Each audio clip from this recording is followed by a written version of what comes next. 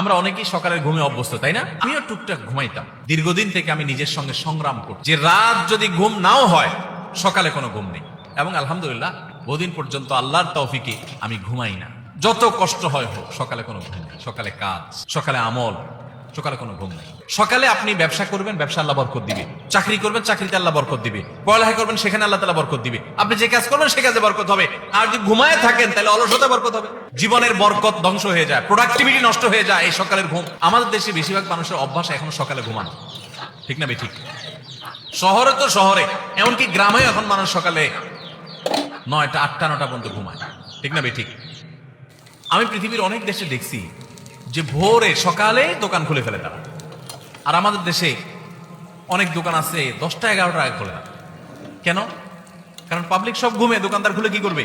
অনেক উন্নত দেশে আমি দেখেছি যে সন্ধ্যার পর রাস্তাঘাটে আর গাড়ি ঘোড়া নাই, কেমন ফাঁকা হয়ে গেছে, মানুষ ঘুমাইতে চলে গেছে।